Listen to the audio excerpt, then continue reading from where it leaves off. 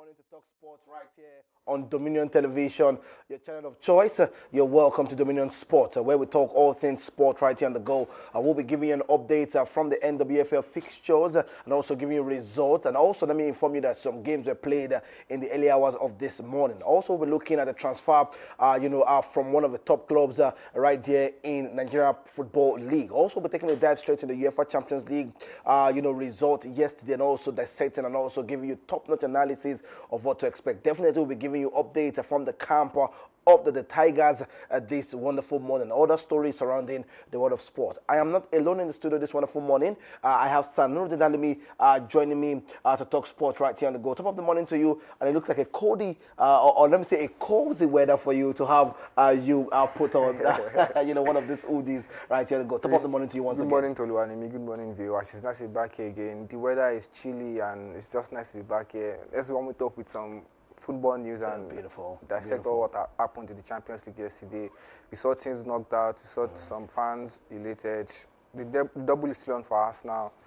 In the next round, in the semi-final, they faced Atletico Madrid. We'll talk about that. The Tigers, the roster came out. Transfers in the MPFL, big news, things we want to hear about. The NWFL, disappointing news. That and load more we have to dissect with you guys. All right, more update coming through in the world of sport. Let's start off from the NWFL Premiership table after match day 15. Let me inform you that Group A, where we have Bayelsa Queens remain on top. We have Rivers Angel holding second position, and we have Edo Queens staying third. Let me also inform you that Group B, Robo Queens remain firmly on top. We have Nasarawa Amazon holding the second position. Remo Stars Ladies are climbed to third, and also Abia Angel dropped to third. Let me inform you that the match day 15 result saw Rivers Angel take on Bayelsa Queens goalless. We have Ekiti Queens. We have Edo Queens, defeating Niger Rattles at the Benin Stadium right there. The game ended 2-0. We have Ibom Angels also against Atland. That game was abandoned due to the weather. We're going to give you an update from the final result. Ekiti Queens playing to Payseta Queens. The game ended 2-0 in favor of Ekiti Queens. Let me inform you that the game on Wednesday, right there, SC Robo Queens also playing to Ibom Angels in Group B. The game ended in favor of Robo Queens. And let me inform you that Oshun Babes defeated Nasarawa Amazons 1-0. Delta Queens played to Dame Queens. That one ended 2-1. We have Rebel Stars playing to Sunshine Queens 1-1 in Ikene, and we have Confluence Queens against the Danas Ladies. The game ended 1-0. For you, these are the fixtures and also the result that happened yesterday. This is a reflection of what's happened in this competitive years. There are still chances for teams to get themselves into the Super 4 at the end of the season, and lots of things happened in the games yesterday, and this is what we want to see. We want to see goals. Disappointing for Payseta Queens. Yet again, we are here to talk about their performance, both on the home front and the away from. They don't seem to get the balance or get victory. They just have 2 draws. They lost their coach to the under-17 national team side. So I think they need to regroup and find something to do for themselves. For Remo Stars and Ekiti Queens, disappointing scenes from what happened in that game. Do you want to go into that now? Or So I'm just going to give an update about Ibom Angels and Atlat Queens. That game ended goalless because it was played in the early hours of this morning due to the rain. It was abandoned. The game ended goalless. But let's talk about the incident. If I can have my producer play that video, when we got it this morning, is actually a gory scene to see that Ekiti Queens players are beating and kicking Payseta Queen players of Ibadan despite winning them in Ekiti.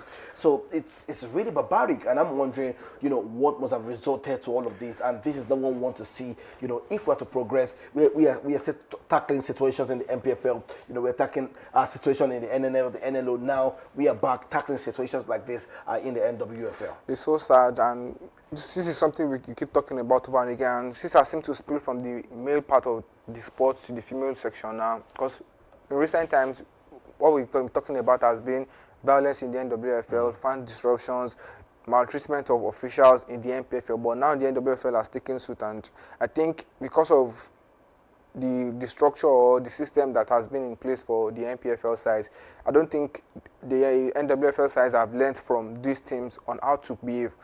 And to look at it again, most of these NWFL sides are sister clubs of these NPFL side. Yeah. So it's sad. This is not what we want to see. And I always mention, I don't think the sanctions from the governing body has been enough to deter these teams from participating in this kind of awful performances again. Because why would you win your opponent? The referee decision didn't go against you, and finding it hard to find the rationale behind you attacking your opponent after defeating them on your own ground. That's not the way to. Football is a sport that brings us together. It's a common ground where we find joy and peace, and definitely not where we want to see violence take place. So I want to ask you, what do you think, can actually give us a solution to situations like this? Because we're talking to Captain, before the show, and he was trying to, provide solution. But for you, if if you had to go with that solution from Captain, what do you think should be the stricter measures that need to be taken place to curb situations like this? One of the things Captains mentioned was the system and the people. We don't have a system that works. That is the base problem of the violence or the issues we keep having. Aside the violence part, even the normal games, the games, the database aspect, the officiating aspect, everything that doesn't even have to do with the violence part that we are treating at the moment. We don't have a proper structure for it, and that's sad, because we need to change the way things are being done. We have to have laid down rules and regulations that we will stick to and would enforce when things arise. But most times now, it seems like it's only when an issue arises that, okay, when we get to the bridge, we'll cross it. And that's not how to run a league, or that's not how to run anything. So first off, I think we need a proper system. We need to come together, bring in experts, and the people that are the helms of affairs, they need to go and check models or base, because other internal climbs, they are models that work. These are things that these things have done to keep the league running and keep everything perfect and balanced. So they need to find a model that works. Need to reorientate those at the helms of affairs. They need to get things right. They need to have strict measures. They need to have, okay, if this happens, this is it. If this happens, that's why we have rule books. Last month we were talking about Rule 74, Rule 72 of the CAF handbook. Where is the NPFL guidebook that guides them and say, okay, if this happens, this is the proper measure. So measure to take, when the system is in place and stricter measures, the fines don't seem to deter these things. It looks like it's not working right now. It looks like the fines are not working anymore. For teams that don't even have money to finance the league, to give their players proper welfare, sign proper contracts, insurance, for health insurance, transport their players to events, pay their salaries, and are still committing crime. That shows you that they are satisfied with the amount. I would rather commit that crime and pay the fine at the end of the day. When I have the means to pay it. So that has nothing to deter them. I think maybe if a team are unable to control their fans, they get massive point deductions, or maybe banned for the rest of the season, and all their points taken from them, relegated to the lower league. Maybe that would serve as a deterrent. Maybe that would start as a new starting point for teams and say, okay, remember what happened to so team that fomented trouble in their last game. They were banned from the league, all points deducted, and they were fined heavily. I think that would serve like okay, this is one point we are getting somewhere. But first off, we need a proper system. We need a model that we want to stick to. We don't want to be inconsistent. We don't want to have this for A and have something else for B, because we don't have anything in place for it. So system first, then we orientate the people you want to bring into the system. And if you see anyone, orientate the people you want to bring into the system. Because if you fix the system and you bring someone that is not familiar with what you are trying to get, you still have the same issue. But the first problem is, okay, when you have a system, when you put a system that works, the people you want to bring in from time to time, you take them for seminars, you take them for trainings. That's why coaches go for constant trainings. They take courses. They take courses just to sharpen their memory and bring them up to date to what's happening in the world. So get a system, reorientate the people you want. So now I can understand that. Now it's now coming to my own sense of knowledge to say, I'm sure most of these players don't even know what the rule says. As I said, where's the NPFL? Can you quote a rule from the NPFL guidebook now and say, this is rule 1, this and that? It's only when we have an issue, we hear the NPFL governing body come out to say, for a team so this violated something. It doesn't happen. We don't do things right, and it's just sad. And we don't want to see violence in our game. We've said it over and over again. Violence has no place in football. About 2 or 3 weeks ago, three MPFL teams were banned from hosting fans in their stadium because of fan trouble. Now it has switched to the female side of the game. That's not what we want to see. You are kicking yourself post-match, a game that's supposed to bring you. What's the spirit of sportsmanship? It's so sad to find that missing in our football game at the moment. Come on, okay. We hope for the very best when it comes to Nigerian football. From the women's and also from the men's side. Just like Sanuridin has said, you need to have a working system, and also people you're trying to bring into the system. I think you need to orientate them of what that system is all about. So then we can now say we have a working football system right here in Nigeria. Let's move away from that and let's talk transfer announcements. And this is coming through. From Olukisment Football Club, following the exclusive agreement recently signed between Olukisment Football Club and board Bode Football Management BFM.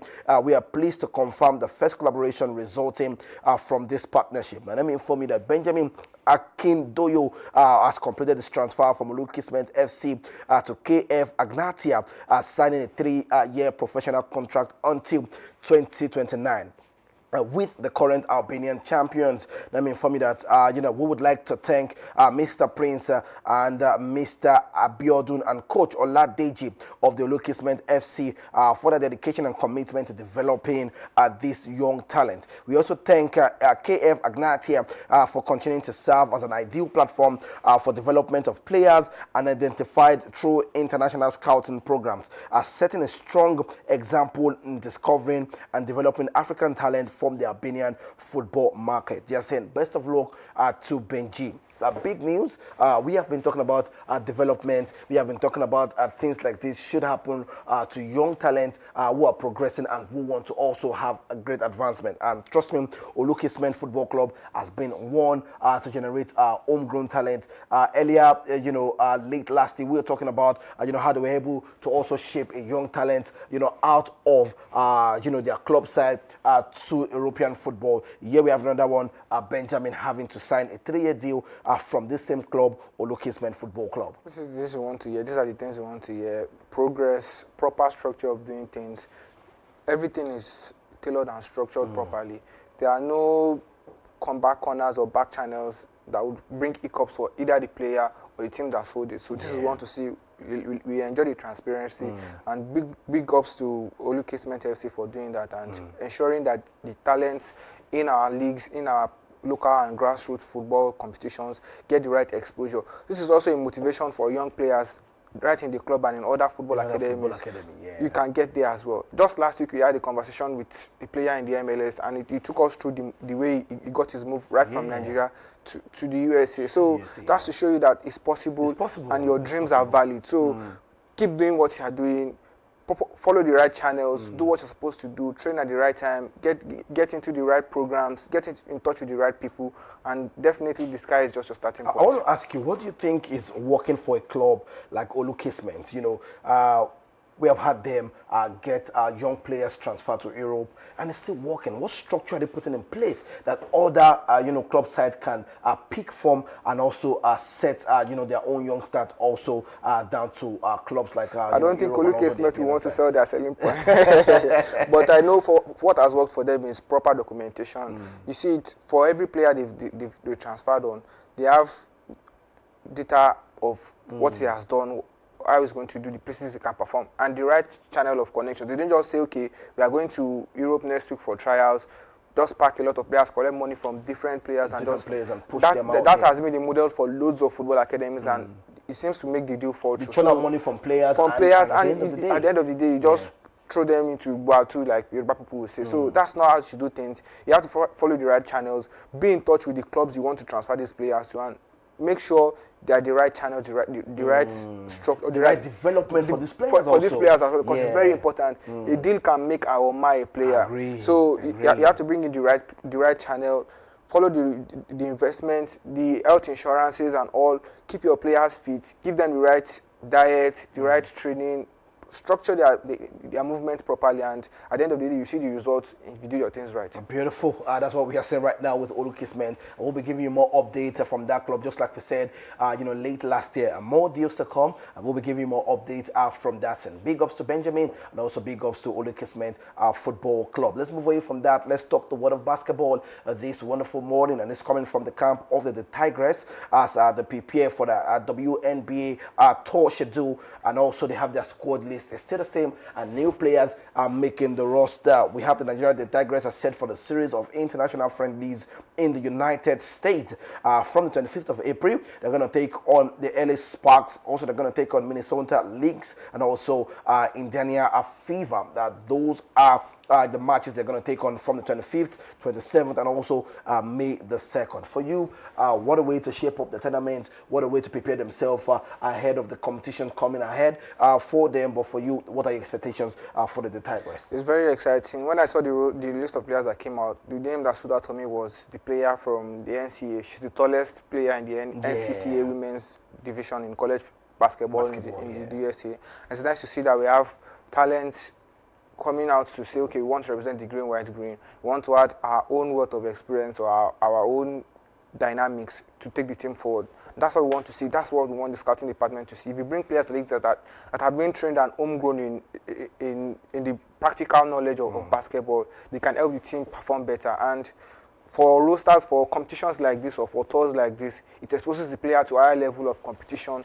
When they play in this tournament, okay, they'll see where they can improve. The last time out when they played the qualifiers for the World Cup, even though they've qualified, it showed the lapses. They were not able to see off games. And agree. So now, this time around, I expect them to tackle that, bring in one or two players that can bring dynamics and change the way they play and help the team move forward. So very good one, and it's nice to see the team aiming for the right things. Great. All right, let's talk about the UEFA Champions League night of football.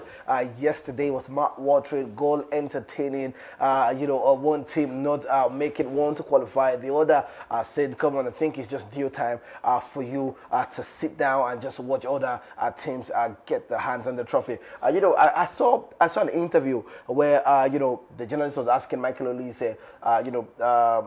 how does it feel to knock out, the champions? I mean, the king of this competition. And it was like, the kings of this competition, he had to give that aura again. I'm like, come on, we're doing that. Yeah, we're doing that. Yeah, come on, we just did that. And the Bavarians were able to do that at the Allianz Arena. For you, what worked for a Vincent Kompany? And what changed the trajectory, for a side like Real Madrid, who have done it 15 times? For Real Madrid, the problem that seems to persist since they lost the Madrid veterans in Toni Kroos, Modric, and Casemiro in the midfield seems to persist. They don't seem to find the right balance. And for me right now, their defense is fragile. They don't have those players. They don't have the players in the presence of Sergio Ramos, Varane, Pepe, that rules the defense for them when they were the kings of Europe, when they did the quadruple, when they repeated the Champions League. So I think they need to fix that. The attack seems to be okay, but Vinicius and Mbappe got it well in the first half. That led to the goals. So do you think that the lineup worked for him, because you look at another Gola, Brahim Diaz, Vinicius Junior, and Mbappe. Do you think that worked for him, most especially in the first half? Yes, it worked for him. They were free-flowing, and the goals could come from anywhere. That was what happened. And these players can shift the space beneath your opponent at any moment in time. Mbappe will hit you with the pace, Vinicius will hit you with the technicality, and Regular has that flair in the game that can go. And he got 2 goals in the first half. So that was a very good, beautiful performance for them. But for Bayern Munich and Vincent Kompany, they stuck to their game plan, and they didn't falter from the beginning of the whistle to the end of the final whistle. They just stuck to the game plan, even when they were behind and looked like the game was going to them. They just kept doing what they prepared for. At the end of the day, they got the result. For Bayern Munich, one of the most exciting sides in Europe, even if not the most exciting side right now. They've scored over 100 goals in their league. Ulisse is having a form of his life. Luis Diaz is going to come at any defender at the moment. Harry Kane, over 31 goals in the Bundesliga, second on the goal chart in the UEFA Champions League. So that says a lot about it. The defense as well, they haven't been poor. The goals they considered were world-class goals.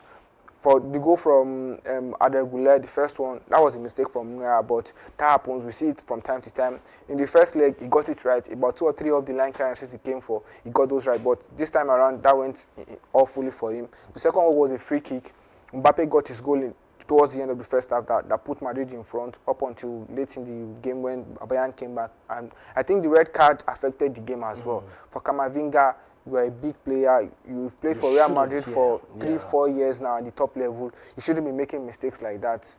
That is not what we expected from you. In the big stage, quarterfinals, you are close to taking the team to extra time. That would have helped them. Maybe Bayern would tire or something would just happen from the game. So and maybe the experience of Madrid doing it over and over again will just click again this time. Because that was the main reason why nobody roasted them out of the game. It's because it was Real Madrid. If it was any other team, having lost, would have said, okay, Bayern would defeat them playing blue-black. But yesterday, Camavinga, I think, threw the game off at the end for Real Madrid. They were just looking to run the game down to the end of the 90 minutes and see what can happen in the extra time. Maybe penalties. So that didn't work for them. Camavinga, I think, will be held responsible for the collapse of Real Madrid. So I want to ask you. So Captain was saying, he said, if Adegola should be fighting anybody, it should be Camavinga. Do you agree? I agree with him. Because violence is not accepted for football. But come on, the team has worked out for 70, 80 minutes. 80 minutes plus. And the funny thing is, you came on. You were not even part of the game. So you were not part of the first leg. You were not. You just came for it because you got a yellow card for suspension. Now you came up for the second leg. You came into the game. You got a yellow card and still got a useless yellow card in the to get you sent off from the game. So it's sad, and I can attribute that to maybe his blood was warm. Just coming to you are fresh. You shouldn't feel the tension of the game at that moment. You should just come to the game, try and calm things down for your team, and check when you can help the team. But he did the opposite. I was sitting down with a Madrid fan watching the game, and I said, two things are going to happen in this game. I kept seeing the chances Michael Olise was trying to take, and it looks like a training game for me. The first one, he tried it. The second one, and I said the third one is going to get a goal. Now, Camavinga, I also told him, I said, this yellow card is going to cost them this game. So you won't be able all to of a sudden, blah, and it was happening, and I'm like, okay, deal with that. Now, let's remove Camavinga away from the situation. Let's talk about Michael Olise. Fantastic player. For you, should we be having him in the Ballon d'Or conversation at this point in time? We should be having him in the conversation, but for me, over the couple of recent years, the Ballon d'Or or these awards are not centered on the performances of the player. It's mostly about the PR, the players that can sell the most. They're gonna sell the market for the organizers of the organization. That is it. So for a couple of years now, for me, it hasn't been the best performer. Maybe last season, Dembele got it. Yes, he deserved it. He took his team to the treble. They won the Champions League, won the Ligue 1, and won the French Cup. So his performance, I think, backed him up. But bad that a lot of question marks have been around the players that have won this prestigious award. So for me, yes, it should be in the conversation based on his performances, but is he going to sell the message or the market of these PR teams or the governing body? Don't forget there is Kane in and around the corner. Yeah, there's Kane, because you talk about Kane, most goals scored in the Champions League by an Englishman, 12. He's leading the European Golden Boot, the World Cup visitor this year, and for Olise, he's going to be in the same French team with Ousmane Dembele, who is going to have he's also going to be in the same French team with Kylian Mbappe. So those are the dynamos, or those are the things that would, I think, would hamper his chances of getting the big shout to win the Ballon d'Or. There's Mbappe, there's Dembele. Kane is going to the World Cup with England. He's in the same team with him in Bayern. So I think it's going to be interesting. It's going to be very interesting at the end of the day. The World Cup is going to play a very big role in deciding the players that will win, and the Champions League as well. Whoever wins it, Bayern will play PSG. Very exciting fixture. It's Dembele against Olise. Kvaratskhelia is in around there. We'll have time We'll have time to talk about the preview for the Champions because it's going to be a definitely big one. That is the side we're all focused on. That is the final before the final for me. The Atletico Arsenal semi-final. It's going to be around football for you? Around football. Okay, so before you talk about that, let's just move straight down to Arsenal and Sporting. For you, I expected that game to turn out the way it did turn out. I was expecting boring football because, I think Arsenal players were thinking, we have a game on Sunday, so let's just reserve whatever it is we can reserve, the tanks and all. You look at Sporting also, maybe chasing, the Portuguese league right there. But for you, I'm going to ask you, now, was that a penalty call? I mean, that push on the player that, from Mosquera, would that have been a penalty call? And was this a game you were just expecting to be a goalless? That's the inconsistency we've been talking about, right from Europe down to Africa to Asia to all parts of the Across world.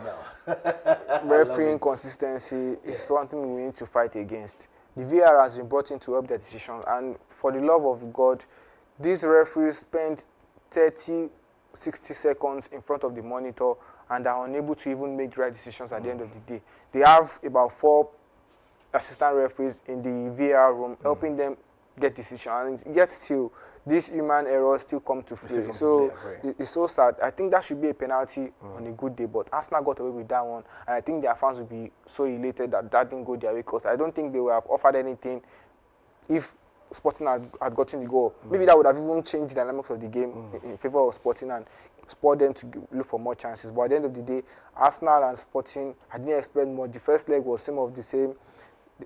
Arsenal got the luck of the game. Harvard putting the ball in the back of the net late in the first leg, and the second leg they didn't offer anything other than what they did in the first leg. They just both sat back, played, respected each other more than I think they should do in the quarterfinal of the Champions League. We saw what happened on Tuesday. We saw what happened in the 2 games on Tuesday. We saw loads of goals, both teams attacking, trying to get the ball in the back of the net. But when it came to Arsenal and Sporting just decided to hold the handbrake, park the bus, and everybody was just there. And at the end of the day, Arsenal got through. So I want to ask you, the legend Thierry Henry was speaking, and he said, if Mikel Arteta was saying this is the fire we want to bring on, at the Etihad Stadium, he said something.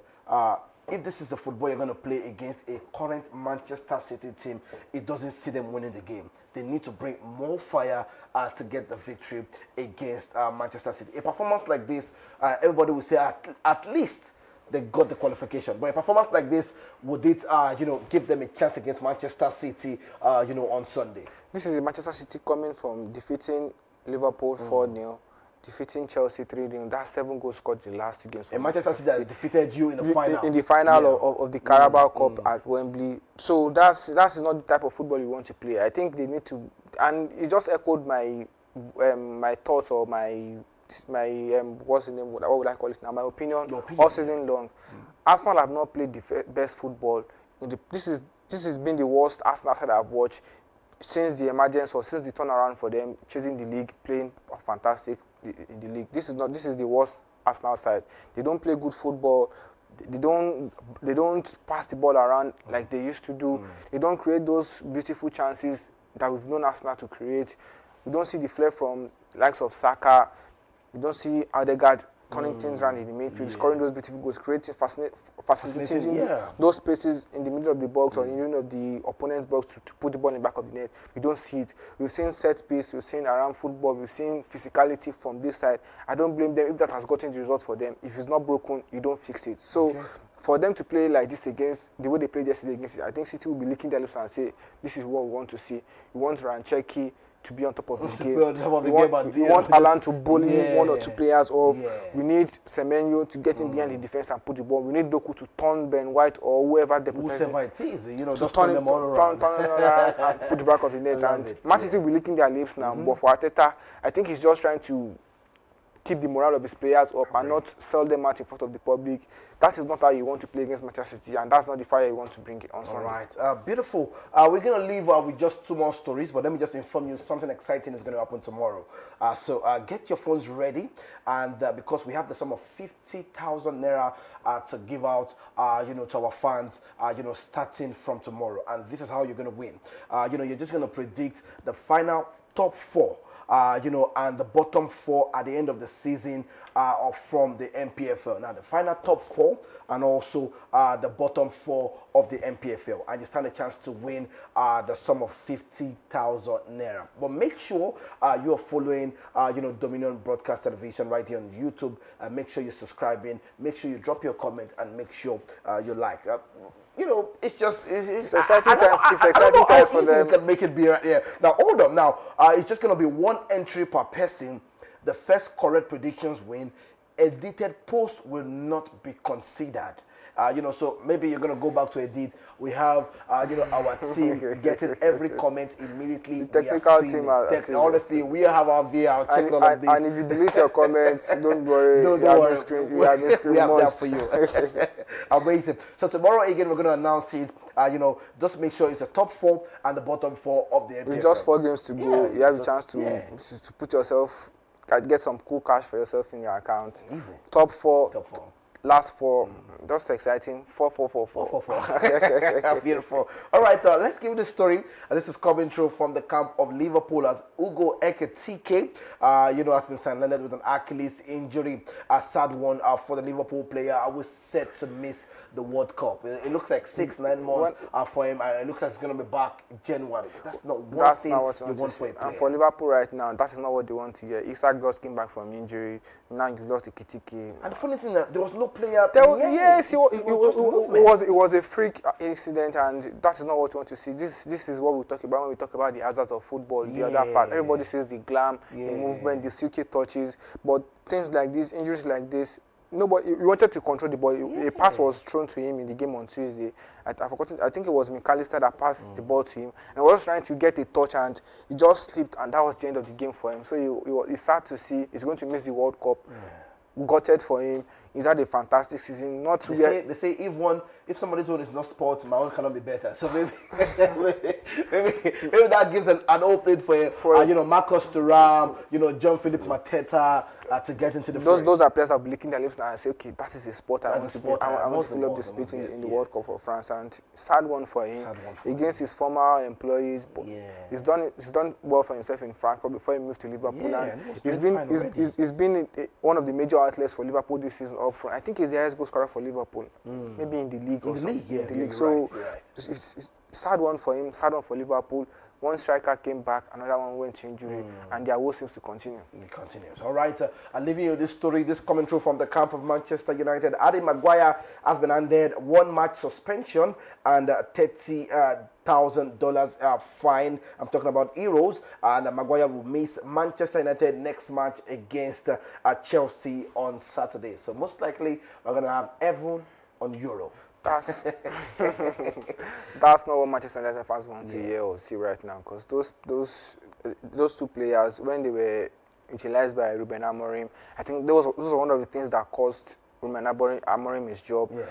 Euro and Evan are not yet matured enough to start Premier League games, and for a Chelsea side that will be looking to leapfrog Manchester United and Liverpool and Aston Villa on the table in the race for top 4, that is not what they want to see. But it's a squad. Michael Carrick and his team know what they want to do. They've had a week-long head start now. Martinez got a red card on Monday, so they need to do that and fix what is going to happen on Sunday or on Saturday against Chelsea. So they have ample time to prepare.